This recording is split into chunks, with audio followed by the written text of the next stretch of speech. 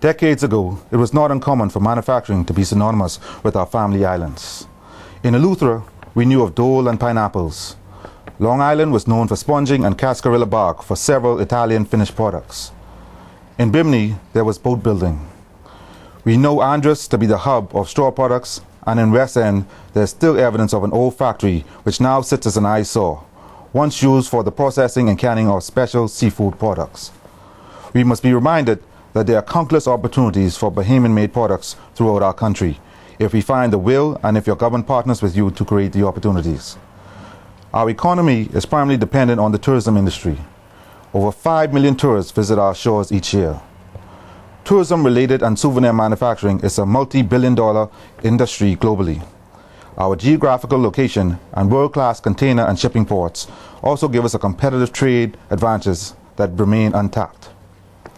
The Progressive Liberal Party believes in the ingenuity of Bahamians, and we believe that it is time to give manufacturing, particularly for projects in the family islands, the attention and support needed to ensure success. As part of our jobs creation plan, this economic strategy will also ensure diversification of our economy, bringing us closer to self-sufficiency we so badly need. In order to achieve this, we are prepared to give crown grants and attract strategic partners for Bahamians interested in souvenir manufacturing.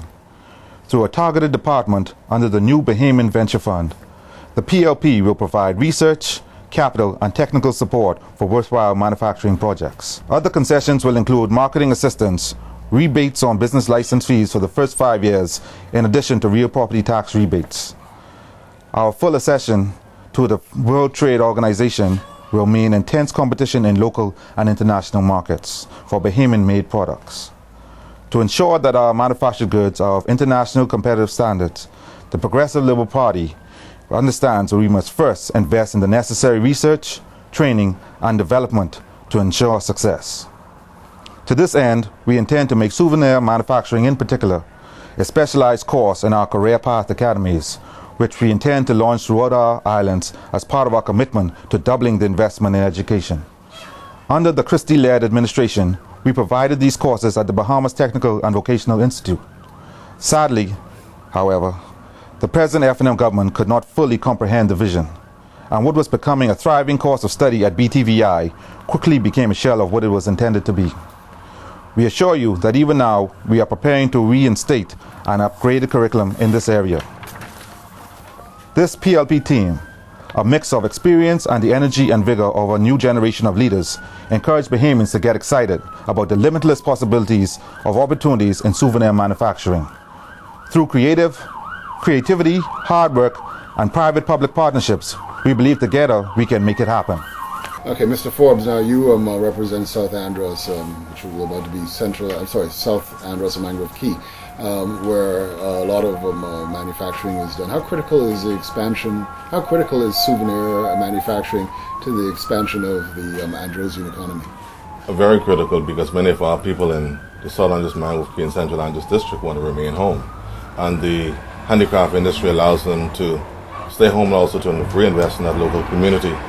Also, many of our young people for many years have been asking for funds, what we call startup capital fund, to get started in this regard. And also the older ones have been asking for the extension of what their plat and also their, what we call their cultural wares, also to be marketed even in New Providence and abroad. This has not happened. And I'm very proud that the Christie administration is now looking at this in a very meaningful and very direct way to make it happen, so that we can once again have energy and vigor and also some life being regenerated in the beautiful community of South and Central Andros.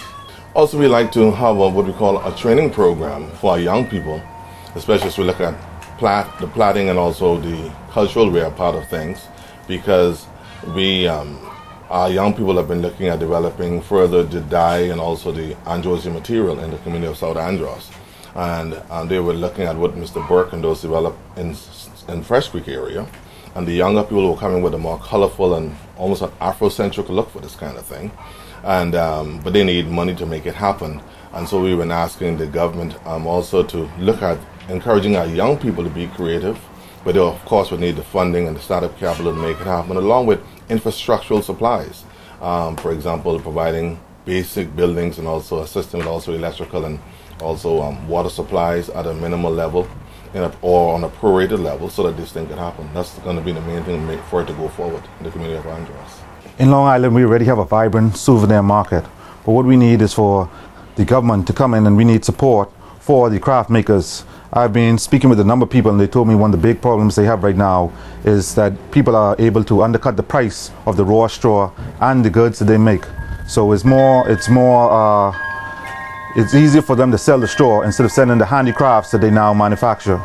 And what we probably need is to look into some type of copyright law where if you have a style of handbag that's particular to Long Island, that somebody can just come and buy one of the bags, copy that bag, and then duplicate it, and then they in turn reap the profits from the unique designs coming out of Long Island, whereas the Long Islanders are only able to sell one bag and then somebody else gets rich off their design.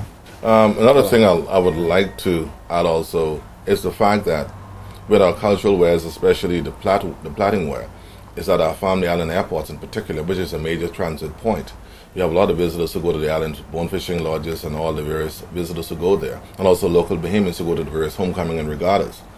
They find it hard to access these cultural wares when they're in the family of islands. So we've asked the government to extend or open, we call it a craft market at the local airports. For example, the clients have been in Mangrove Key, the Fresh Creek Airport, or in Congo Town, where persons could see the wares exhibited there. They have access to it, and also to lend some clarity to what we call patent or copyright laws that allow persons not to, like Alex sort of mentioned for Long Island. You have the same challenge in Andros, and Ms. Ferguson and others have complained that they have presented their bags and persons have actually been copying their bag or their portfolio and also expanding the market. So something they need to look at, they need assistance in this regard, but so that persons can know what they have, they need the proper facilities to exhibit their wares in the family islands.